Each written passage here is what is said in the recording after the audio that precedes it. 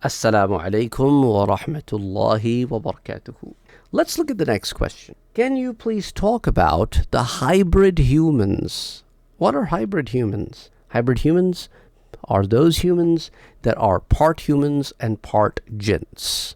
And this brother has been sending this question for some time and has also sent the hadith that talks about a special word where Prophet sallallahu alaihi wasallam talked about al-mugharribun. This hadith is reported by Sunan in Imam Abi Dawood in a Sunan. This is hadith 5107.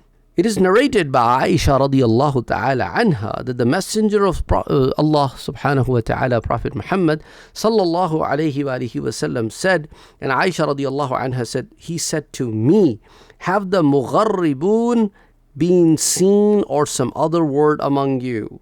هل رأي أو كلمة غيرها فيكم المغربون. قلت, I ask, Ya Rasulullah sallallahu alayhi wasallam, وَمَا الْمُغَرِّبُونَ? What do the mugharribun mean? Who are they? And the Prophet sallallahu alayhi wasallam replied, الَّذِينَ يَشْتَرِكُ فِيهِمُ الْجِنِّ. They are those in whom is a strain of the jinn. So this hadith stops here. Now, some people might have come to this consensus there might be a possibility that among some humans there are some strains of jinn. So such humans who have some strains of jinn will be considered to be hybrid humans because they are a mix of a human and a jinn. And in some of the stories that can be called Israeliyat, there is a mention of the jinns and the humans getting married to each other. But again, let's get into the details of this particular hadith as reported by the muhaddithin. In this hadith, and under the sharh of this hadith, it comes that if a man goes to his wife for the purpose of establishing the relationship, and at that time he doesn't remember Allah subhanahu wa ta'ala and doesn't make the dua that a person should be making at this time, so at that time shaitan get involved in this whole process along with the man. And then when the man gets involved physically with his wife, shaitan also takes part in this, and the offsprings that are born out of this he would then be included in them as well. So this particular hadith and its explanation, some ulama have brought this another hadith. And then of course we have people who said, okay, so does this matter also comes in the Quran or not? Well, there is an ayah in the Quran. I'm going to be going into the explanation of the hadith and the ayah to you, of course. وَشَارِكْهُمْ فِي الْأَمْوَالِ وَالْأَوْلَادِ. And this ayah comes in Surah Bani Israel, ayah number 64, where Allah subhanahu wa ta'ala, upon shaitan exiting and making claims that he will harm Adam alayhi salam's offspring, so Allah subhanahu wa ta'ala then tells him that وَشَارِكْهُمْ فِي الْأَمْوَالِ وَالْأَوْلَادِ, that become their partners in wealth and children, and give them false promises. So what exactly does this mean, that get involved in their wealth and get involved in their offspring? Some people link this particular ayah with this particular hadith that we are talking about, al-mugharribun, but Zujaj explains it such that any thing that you earn through the process of sins, or any offspring of yours that is born of a sin, means through the process of zina, then Iblis is part of this. So Iblis takes part of in your wealth as well as in your offspring. But that doesn't mean that those are the offsprings of Iblis, or they are offsprings or partially offsprings of shayateen from the jinn. It doesn't mean that. So what does exactly it means? It means that when you take the route of the shaitan and you do any action by going on that route, then he is involved in the actions that you are taking because you are using him as your aid and as your guide. And what it basically means is that when you are doing something halal, however, you are so forgetful that in your household, in your surrounding, you, your spouse, the whole environment and the atmosphere that you live in, nothing is in accordance with the Quran and the Sunnah of the Prophet sallallahu alaihi wasallam. As a result, the offsprings that are born through that, or the wealth that you accumulate, or all of these things that are happening around you, definitely shaitan plays a very, very vital role in all of these things. So it is basically you have picked your worst enemy to be your friend. That's why Allah subhanahu wa ta'ala constantly reminds us in the Quran that إِنَّهُ لَكُمْ عَدُوٌّ مُبِينٌ. The word strain that comes in this particular hadith, the ishtirak, the yashtarik, it doesn't mean literally being an offspring of shaitan. Now comes the question, some people say, does shaitan even has an offspring? Yes, Quran talks about the offsprings of shaitan too, but they are from his own kind. They're not from the humans. And when we talk about ash-shaytanu min al-ins, we talk about those people who are human beings and have taken up the traits of shayateen, because shayateen are those jinns who have taken up the traits of Iblis. And if such traits are adopted by the human beings, they become the shayateen min al-ins, just like we have shayateen min al-jinn. Similarly, we see when people live in this kind of an atmosphere, we see a lot of sins happening through them or their offsprings, even the women of their household, because there's this evil energy and evil force that exists around them, within them, and then they start spreading that evil energy and force and sins to the other people as well by pressurizing through peer pressure or what and what not. So when in Surah Al-Isra, ayah number 64, Allah subhanahu wa ta'ala says, so become a partner in their wealth and in their children and make your false promises to them. So what exactly does it mean? Well, the partnership or sharing here is not physical in sexual sense. Rather, it actually means you share them by commanding them to use their wealth in something that doesn't get them benefit, like spending on the sins route or on the fake gods, or to gain the worldly desires, or taking money from people through stealing, robbing, corruptions, and sharing their children in the same form and manner like pagan Arabs used to sacrifice their children to the gods like idols, or they would bury females once they were born, or convincing children to worship the devil rather than Allah subhanahu wa ta'ala. All of these things are basically including them in your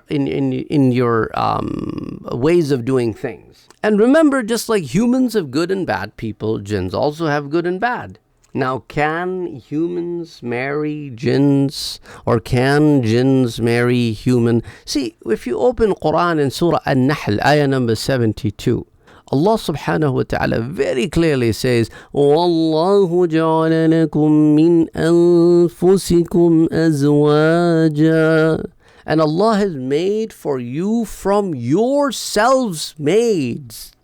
So your mates have been produced from among you. وَجَعَلَ لَكُم مِّنْ أَزْوَاجِكُمْ بَنِينَ وَحَفَدَةً وَرَزَقَكُم مِّنَ الطَّيِّبَاتِ.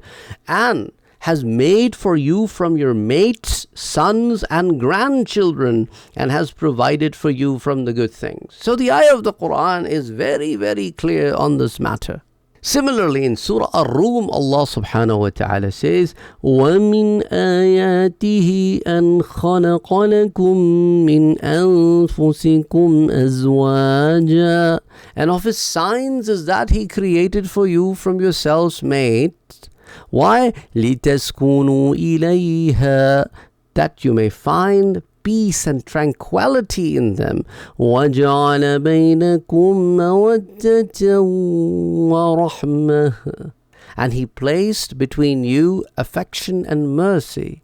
إِنَّ فِي ذَلِكَ لَآيَاتٍ لِقَوْمٍ يَتَفَكَّرُونَ. Indeed, in that are signs for a people who give thought. So this is quite evident from here that Allah subhanahu wa ta'ala has created beings for you from among yourselves, not to go out into other kinds of creations and try to find your partners in them. And also in the Quran, in Surah Al-Qiyamah, ayah number 36 through 39, Allah subhanahu wa ta'ala says, أَيَحْسَبُ الْإِنسَانُ أَن يُتْرَكَ سُدًى. Does man think that he will be left neglected as being created without a purpose? Had he not been a sperm from a semen emitted? Then he was a clinging clot, and Allah created his form and proportioned him, and made of him two mates, the male and the female. It's quite evident about how the humans come into existence, through what process. That's why there is a big conflict of opinion among the ulama when it comes to the matters of can humans marry jinn or not. Imam Ahmad ibn Hanbal rahimahullah says that this is haram. There is another viewpoint on this one, which is makruh. Imam Malik says it is makruh.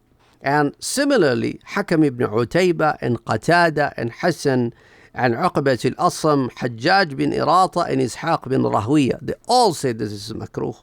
And some of them say this kiraha is tahrimi. And similarly, Ibn Taymiyyah also says in Majma' al-Fatawa, similar thing, that this kind of marriage is makruh. The third opinion that comes to light is from some of the Shafi'is, and they say that it is mubah. And Sheikh Muhammad Amin Shanqiti says that the marriages between the offsprings of Adam and the jinns is a matter of conflict or varying of opinion among the ulama. Among the Ahl al-Ilm, there is a group of people that say this is haram, and there are very few people that this is mubah.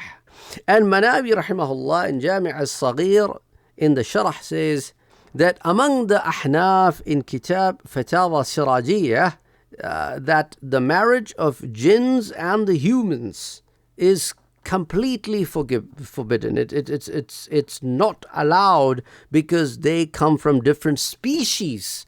So some ulama have gone to a point where they say just like you cannot marry an animal, it's haram, exactly the same way you cannot marry a jinn, it's haram.